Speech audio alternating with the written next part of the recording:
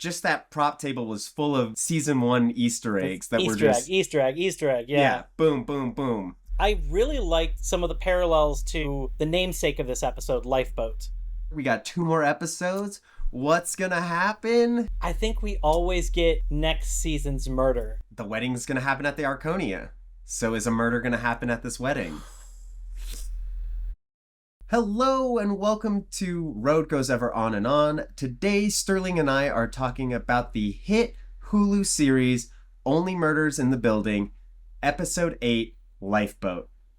And if you're enjoying this content, a thumbs up would be appreciated. And hit that subscribe button because next we have Silo and Severance. And with that, Sterling, let's talk about how much this show appreciates film. Yes, I feel like this episode really dug into an appreciation for film. I know it's been doing it the whole season, but I feel like this one really dug into that. Yeah, I think with the character Dudnoff, who is a film teacher and who has a connection with the brother-sisters, has met all these people through film, you can see that he has a huge appreciation for film, and I think he's like the embodiment of the season. Absolutely. And it was nice kind of seeing a little bit more of his classroom and kind of the appreciation there, going back to a classic film, It's a Wonderful Life, and seeing kind of 2 different ideas of it. Like the one young jaded person who's like, this is anti-capitalist, pro-capitalist, pro-capitalist, gaslighting. Yes, and it's interesting, those different kind of views. But I really liked some of the parallels to the namesake of this episode, Lifeboat. Mm-hmm. So for me, a bunch of this episode takes place inside of one apartment with a lot of characters. So to a certain extent, it is very cramped. This isn't your typical, like, 2 people, 2 camera, switching between them to do close-ups. There's a lot of, like, wide shots having a lot of people side by side instead of face-to-face. So it had this kind of cramped feel with a large cast in a small space. Almost kind of also like a bottle episode, almost. Yeah, it was very much a bottle episode. We did have a lot of flashbacks to see a little bit more of the story fleshed out with Dudnoff and the Westies, which we'll get to soon, but there's a lot of interesting things there. But yeah, I thought very much like the title Lifeboat. We're in this thing. It's almost like a thriller like Alfred Hitchcock's Lifeboat, where everybody is trying to survive. We don't know what's going to happen. We're trying to trust. We don't know who to trust. And I think that addition of the knife in there, it really leads to that tension of, could there be a murder right now? I mean, I know we don't think any of the main characters or actors are going to get murdered. Still, it leads that tension. Would Helga get murdered? I thought that this episode, with bringing in this tension of what is going to happen and also filling out the Westies backstory with Dudnoff, I thought this was a really great episode. Also, to be able to create those kind of like ebbs and flows and tension within, once again, one confined space and the same set of characters is absolutely amazing, because normally you would have to like bring in an outside force that is preying on them to like create that tension. But it's in these moments where you start to trust them, and then they do something that makes them look like they're guilty again. And then they kind of like gain your trust back, and then they do something that looks like they're murderous. So it was interesting seeing how they were able to like create that wave in such cramped quarters. Yeah, specifically with the actor that plays Vince Fish. I don't know his name, but I've seen him in so many things, and he plays a very similar, like, either awkward or like annoying guy. And I thought his performance in this episode was great, because he does that unwittingly goofy guy where he's like, I'm winking cutely under my eye patch. But then, like, right after that moment, he locks the door. He's straight to business. And that is kind of the first time I've seen him be this, like, intimidating role. And I thought that he, like, did a really great job portraying that. He's kind of scary. Yeah, it would be easy for somebody who has that kind of awkward goofiness for it to be hard for that to be believable.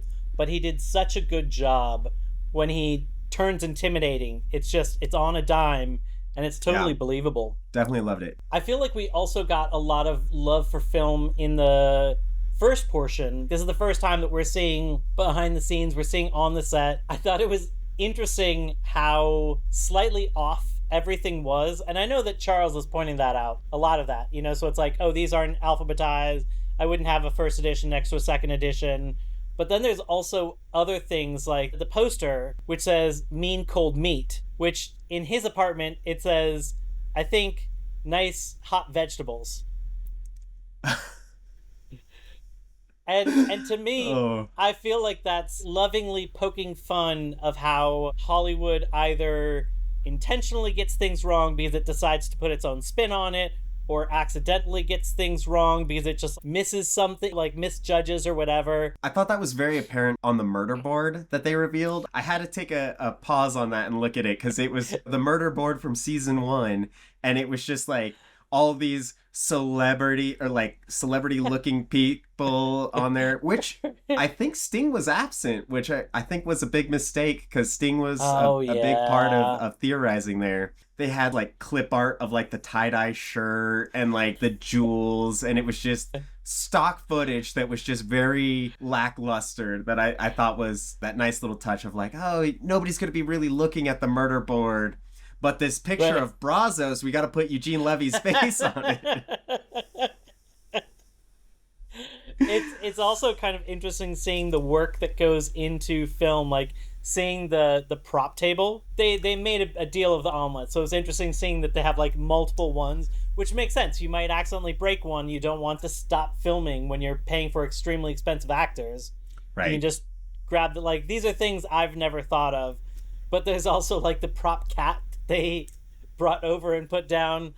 Well, that prop table was actually pretty interesting because it had a lot of Easter eggs from season 1, like the tie-dye shirt, the bloody needle was on there, his accordion was on there. I think that he knows how to play that for real? Yeah, Steve Martin actually knows how to play that. There was like Janet's bassoon case, and like just that prop table was full of season 1 Easter eggs that were just Easter egg.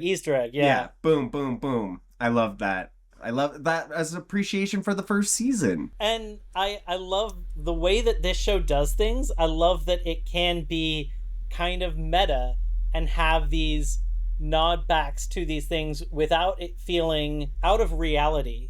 Yeah. In fact, like, they said something about the plot holes they haven't solved. Most people wouldn't say plot hole because their life isn't a plot. Yeah. It's like, that's something they don't understand about it. But because they're talking about their podcast, they can talk about plot holes in the podcast, which is very meta. Which are plot holes in season 1 of Only Murders in the Building.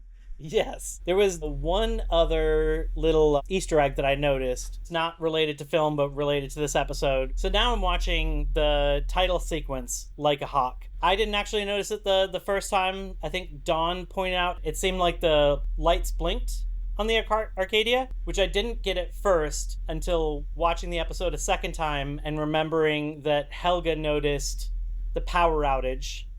So I think that's like the power surge from the old incinerator. Do you know what I really like about the power surge when they happen? What's that? As the power surge happens, there's the music that's overlaid for the episode. The power surge happens and the music goes out every time. I know they're like not supposed to be connected, but it'll be playing like the background music.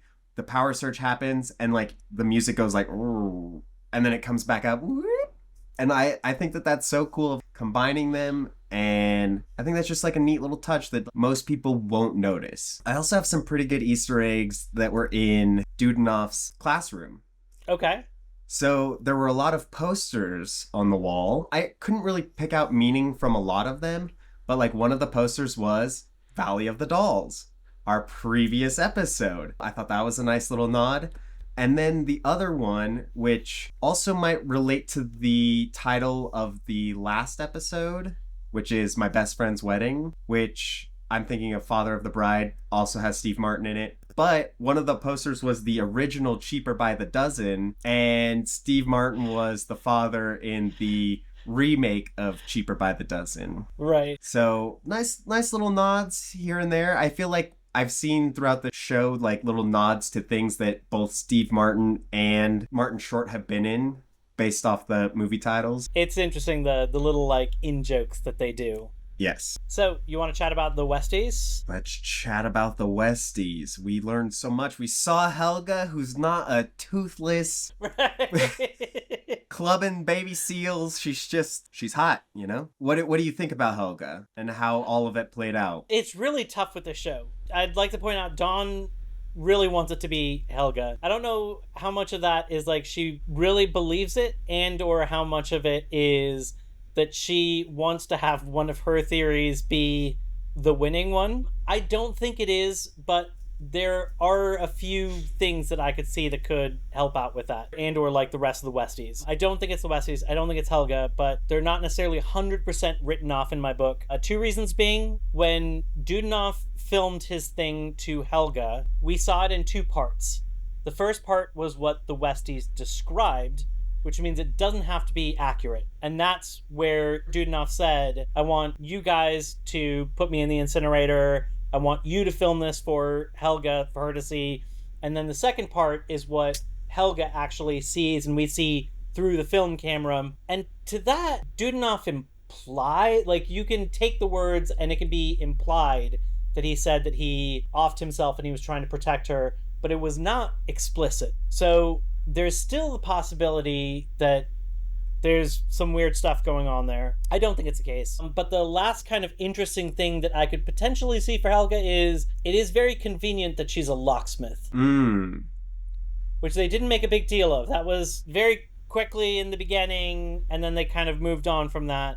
That is a very useful skill set. And why did they kept a secret with Helga? Because they didn't want her to know that Dudenoff died, because he didn't want her to know. But yet this found family that are all kind of weirdos just kind of alienated her. It seems like even though they had this secret that they were keeping from her, it seems like they were all still really close. Why wouldn't they? Unless the only way I could think of is that maybe Helga just assumed that they killed Dudenoff. And so that's what it seemed like. So she alienated herself, maybe?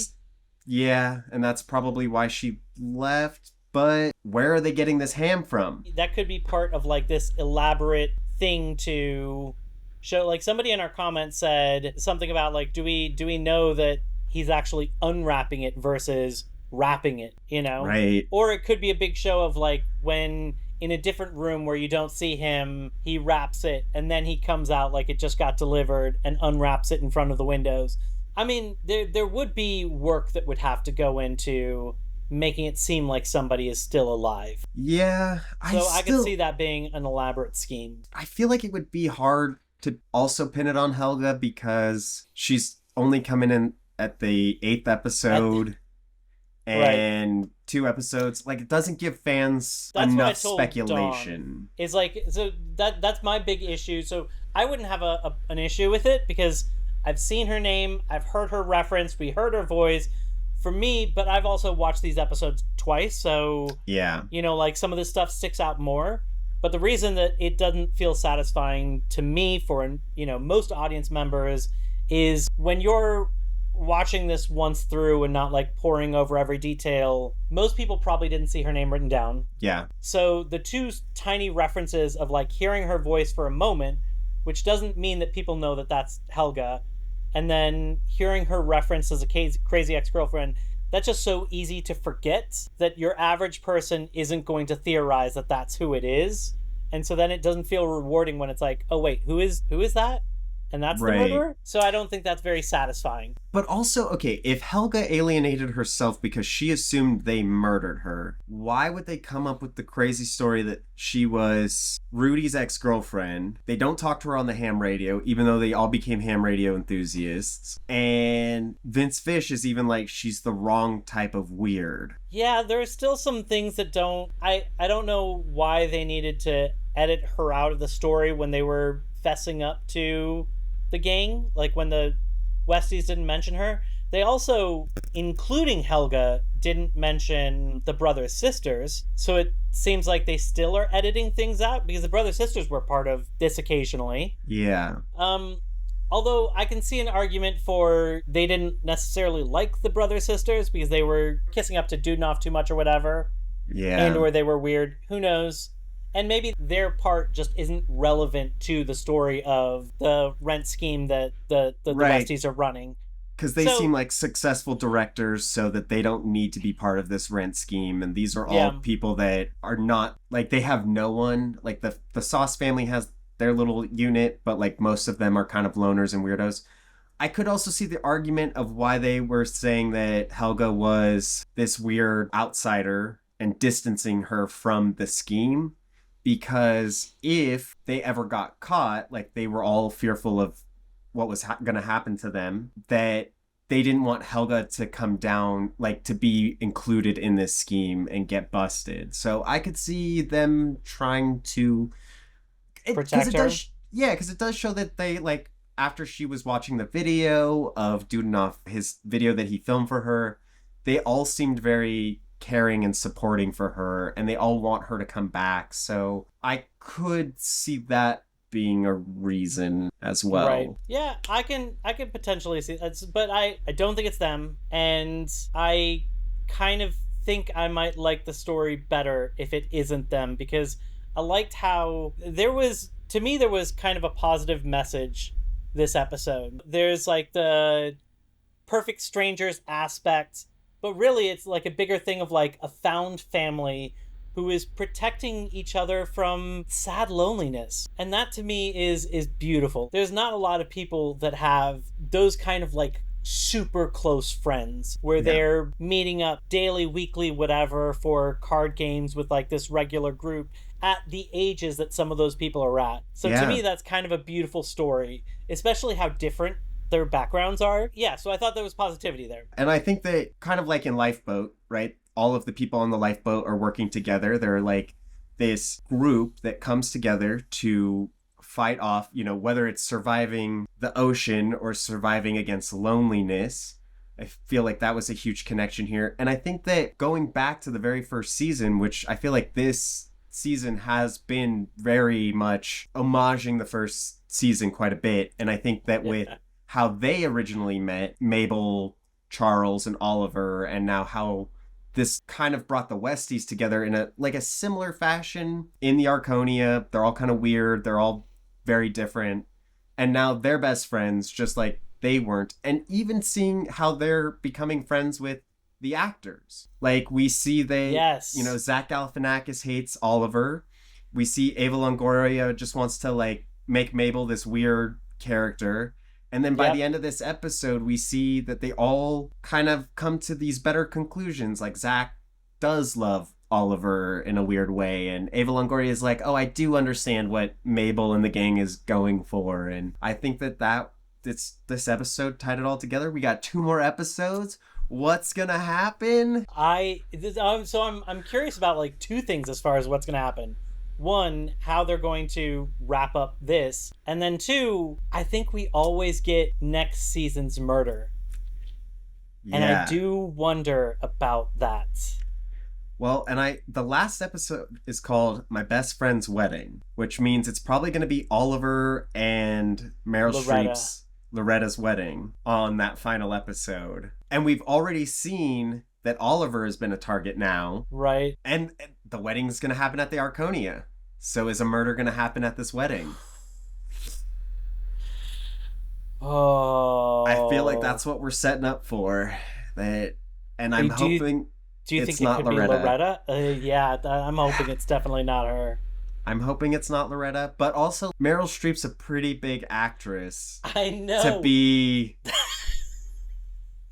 Like, I know she's really good friends with Martin Short, so I could see her being a recurring character, but for the season of Only Murders in the Building, if one of them couples up, that kind of defeats their whole purpose of their little trio. Sure, he can still spend time with them, but then he has Loretta, unless they make her part of the gang. If Loretta is still doing the Hollywood thing, then they don't need to worry about like the time and money cost of her because they only occasionally bring her in, and she's so distant that she wouldn't really be an active part of any of the investigations. So I could see them continuing that and not having it be like a major change to everything. So that's kind of my thought there, but I could see her potentially biting the bullet. That would be the second gut punch. Like, we didn't know who Tim Kono was, so Yeah. so it didn't affect me. I could see it affected Mabel, Yeah. but it didn't affect me. And also, I didn't know who Mabel was yet, so it still didn't. We have Bunny, who was extremely unlikable. Yeah. When Ben was killed off, we didn't even know who he was. We saw him literally that last episode just to set up the next season. And then he was a dick that nobody liked. Right. So I feel Sazz is the first kind of like gut punch. So I don't know if they're going to not do back-to-back ones, or if they will do back-to-back ones. We'll see. We'll see. What role? I don't think it's him, but Glenn Stubbins. He's making a re-return. Yes. So, you know, the wording that Helga said is interesting. To me, that doesn't imply murderer. No. Because she said something about, like, he'll be the death of me. And I don't feel like anybody says that about a potential murderer for them. Right. You know? And Sazz did complain to her chiropractor that there was somebody that was giving her all these problems, which could be Glenn Stubbins. Charles thought it was him, but it could be Glenn Stubbins, her protege, that was trying to come up into this world. So I still don't think it's him that killed Sazz. I don't think it's him. We still have 2 episodes, and usually we're not going to look at the person until the last episode and figure it out. But I'm curious what issues he brings about. You know, the tough thing about... So for the first time doing this show for our podcast and like really digging in deep, I don't think I have noticed up until this point how much this show is just all about red herrings. It spends a lot of time putting out breadcrumbs, but they're breadcrumbs that are specifically there to throw you off versus breadcrumbs to like really give you a clue as to who did it. And I'm not saying I'm not enjoying it, but it's almost a little bit infuriating if you're like really trying to look over it with a fine-tooth comb. It's like everything you find, you get to a point where it's like, okay, if it's noticeable, then that's probably purposefully pointing me in the wrong direction. So I need to like ignore this clue. Yeah, I agree. Like the boots with the brother sisters. Right. Like, oh, it's gotta be them. And then they're like, no, we love Dudenoff. We would never do that. Or the Westies in the very first episode or second episode, whichever it was. Right. And it's like, oh, Vince clearly did some kickback with his thing. And it's, oh no, he's literally got pink eye. So yeah. My money's still on Marshall. You still think Marshall? My money's, yeah. I'm more open to that idea because he has been following the podcast since the first season. He's very interested, but I just don't feel like he has enough. That I don't think of him as like the season 1 Part person. of it? Okay. Yes. I think that's potentially something that continues on into next season and then becomes a bigger thing that we focus on for a full season. But yeah, my money is on him. Okay. I could see that. But it is so weird because there's part of it that has to do with the production where Bev Mellon is all freaked out that Sazz is calling Bev Mellon about the production and how it ties to this issue. And then also how it links to the Westies and Dudenoff, and doesn't seem like there's too much from there. So it's like there's these 2 pulling ideas. It's either like the Westies or someone from the production. I still think it's someone from the production, maybe. And I don't think Marshall was there when the one gunshot happened where Glenn Stubbins got hit. Okay. I don't remember him in that shoot. We have seen him a bunch of other places, but I don't remember seeing him there. So could be Marshall, but I don't know. We'll see. I don't know how he would have accomplished. I think he would need help. Yeah. But with that, I think our journey has come to an end. Thank you folks so much for joining us this week.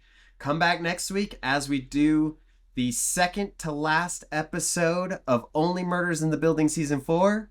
We look forward to seeing you then. But until then, I'm Mark. This is Sterling. Thanks.